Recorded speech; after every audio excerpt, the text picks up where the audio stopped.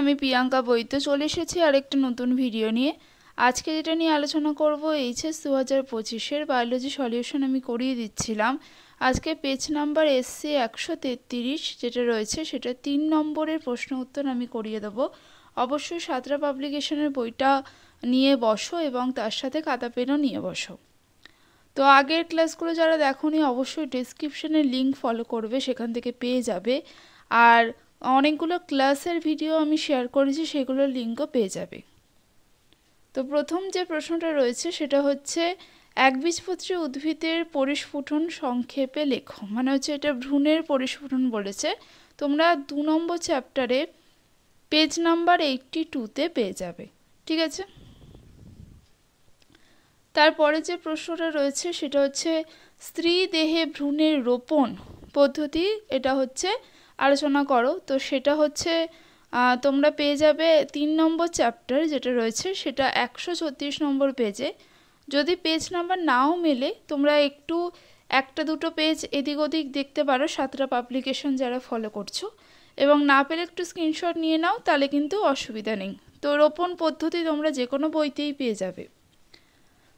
তারপরে যেটা রয়েছে জেনেটিক কোডন যেটা রয়েছে সেটার 3টি বৈশিষ্ট্য লেখো। পেয়ে যাবে হচ্ছে তোমরা পেজ নাম্বার 353-তে পেয়ে যাবে। ঠিক আছে, জেনেটিক কোডন পেয়ে যাবে। এখান থেকে যে কোনো 3টে বৈশিষ্ট্য তোমরা লিখে দেবে। তারপরের যে প্রশ্নটা রয়েছে সেটা হচ্ছে মৌমাছির লিঙ্গ নির্ধারণ পদ্ধতি, 5 নম্বর চ্যাপ্টার 272 নম্বর পেজে পেয়ে যাবে। এর আগেও কিন্তু আলোচনা করে দিয়েছি। ট্রান্সক্রিপশন পদ্ধতির প্রারম্ভিক পর্যায়, আচ্ছা আমি কিন্তু তোমাদের সাথে রেপ্লিকেশন শেয়ার করে দিয়েছি। ক্লাসের ভিডিও যারা দেখোনি অবশ্যই ডেসক্রিপশনে লিঙ্ক ফলো করো, পেয়ে যাবে। এবং তোমরা যদি বলো ট্রান্সক্রিপশন ট্রান্সলেশনের ভিডিও আমি সহজে বুঝিয়ে দেবো, ক্লাসগুলো আরেকবার করে নাও। ট্রান্সক্রিপশনে তোমরা পদ্ধতি পেয়ে যাবে হচ্ছে 351-এ। ঠিক আছে, এটা 6 নম্বর চ্যাপ্টারের প্রশ্ন। তারপরে যে প্রশ্নটা রয়েছে সেটা হচ্ছে হার্ডি উইনবার্গ যেটা রয়েছে 8 নম্বর চ্যাপ্টারে মূল নীতির তাৎপর্য লেখো, মানে গুরুত্বটা লিখে দেবে। এটা হচ্ছে 448 নম্বর পেজে পেয়ে যাবে। তারপরে আছে অ্যান্টিজেন অ্যান্টিবডির আন্তর্ক্রিয়ার ধাপ, সেটা পেয়ে যাবে 9 নম্বর চ্যাপ্টার 481-এ। ঠিক আছে, আন্তর্ক্রিয়ার ধাপগুলো এই যে লেখা আছে, সুন্দর করে লিখে নাও, বা যদি না পাও স্ক্রিনশট নিয়ে একটু লিখে নাও। তারপরে যেটা রয়েছে অথবার প্রশ্ন অনাক্রমতা যে তন্ত্র সাধারণ শ্রেণী বিভাগ করো, বা পুরো অনাক্রম যেটা রয়েছে সেটার যে পর্যায়গুলো যে ভাগগুলো রয়েছে সেগুলোই দিয়ে দেবে, অসুবিধা নেই। এটা পেয়ে যাবে পেজ নাম্বার 482-তে। ঠিক আছে, তারপরে আছে অণুবিস্তারকরণ যেটা রয়েছে, বা মাইক্রো প্রোপাগেশন যেটা বলছে অণুবিস্তারণ যেটা, সেটা কিন্তু 1 নম্বর চ্যাপ্টারেও পেয়ে যাবে। আবার তোমরা কিন্তু 10 নম্বর চ্যাপ্টারেও পেয়ে যাবে। ঠিক আছে, 464-এ পেয়ে যাবে। প্রয়োগ আলোচনা করো, প্রয়োগ হচ্ছে তার পরের পেজেই পেয়ে যাবে, প্রয়োগ রয়েছে। তারপরে যেটা রয়েছে সেটা হচ্ছে ম্যালেরিয়া রোগের জীবাণুর নাম। জীবাণুর নাম হচ্ছে প্লাজমোডিয়াম, যে কোনো একটা এসপিও দিয়ে দিতে পারো, বা ভাইভ্যাক্স ফ্যালসিফেরাম যে কোনো একটা দিয়ে দেবে।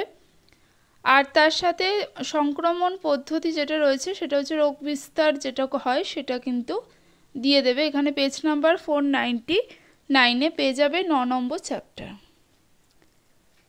তারপরে যেটা রয়েছে সেটা হচ্ছে প্রণোদিত প্রজনন যেটা রয়েছে সেটা 10 নম্বর চ্যাপ্টার, পিটিউটারি নির্যাস তৈরি ইনজেকশন করার পদ্ধতি, সেটা হচ্ছে 610 নম্বর পেজে পেয়ে যাবে।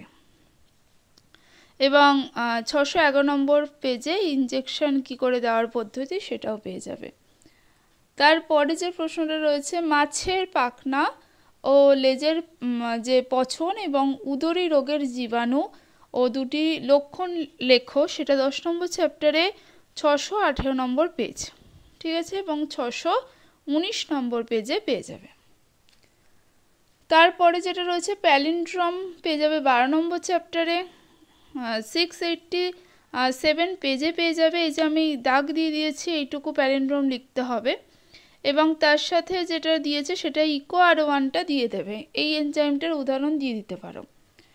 তার সাথে যেটা তারপরে যে প্রশ্নটা রয়েছে সেটা হচ্ছে হিউমিলিন বা হিউমিউলিনও বলে, যাই হোক, সেটা হচ্ছে মানুষের যে ইনসুলিনটা তৈরি করা হচ্ছে কৃত্রিমভাবে সেইটাকে বলছে যে হিউমুলিন বা হিউমিউলিনও বলে। এইটা প্রস্তুতিটা তোমরা ইনসুলিন কিভাবে কৃত্রিমভাবে প্রস্তুত করা হচ্ছে সেটা দিয়ে দিলেও হবে। 707 নম্বর পেজ, 12 নম্বর চ্যাপ্টার। বায়োপেটেন্ট কি? দেখো, বায়োপেটেন্ট হচ্ছে এখান থেকে পেয়ে যাবে যে কোনো একটা আবিষ্কারকে নিজেরভাবে সেটা সরকারিভাবে স্বীকৃতি পাওয়া, এবং যদি জৈবিক ব্যাপারে তার আবিষ্কারটা হয় সেই ব্যাপারটাকে বায়োপেটেন্ট বলে। তারপরে এর সাথে যেটা ছিল সেটা আমি পাইনি, সেই জন্য আমি দিইনি, ঠিক আছে। তারপরে আছে হচ্ছে জৈব সুরক্ষার 3টি বিচর্য বিষয়। এর আগেও বলে দিয়েছি, বায়োসেফটি ভেরি ভেরি ইম্পর্টেন্ট তোমাদের এবারের জন্য। 715 নম্বর পেজে, 12 নম্বর চ্যাপ্টার, ঠিক আছে। জৈব বৈচিত্র্য সংরক্ষণের প্রধান কারণগুলি লেখো। 15 নম্বর চ্যাপ্টারে পেয়ে যাবে 885, ঠিক আছে। ইকোলজিক্যাল নিচ হচ্ছে 13 নম্বর চ্যাপ্টারে পেয়ে যাবে, যে কোনো বই 13 নম্বর চ্যাপ্টারে পেয়ে যাবে 750 নম্বর পেজে। অথবা প্রশ্ন আছে যেটা, তার আগে বলি যে তোমাদের কিন্তু এমসিকিউ এসিকিউ সমস্ত পেজের আমি সলভ করে দিয়েছি। আর 2 নম্বর 3 নম্বর আমি বলেছি প্রথম 15টা পেজ, তো তার মধ্যে আর 5টা পেজ বাকি আছে, আমি খুব তাড়াতাড়ি সলভ করে দেবো, ঠিক আছে। তারপরে যেটা বলেছি যে এস আকৃতির বৃদ্ধি রূপ যেটা রয়েছে সেই কার্ভ ব্যাখ্যা করো, তো এখান থেকে পেয়ে যাবে 13 নম্বর চ্যাপ্টারে 791 পেজে। এবং ক্লাসগুলো করতে চাইলে অবশ্যই ফলো করতে থাকো চ্যানেলটা, এবং ডেসক্রিপশনে লিঙ্ক পেয়ে যাবে। আজকের মতো টাটা, নেক্সট ভিডিও নিয়ে খুব তাড়াতাড়ি হাজির হব।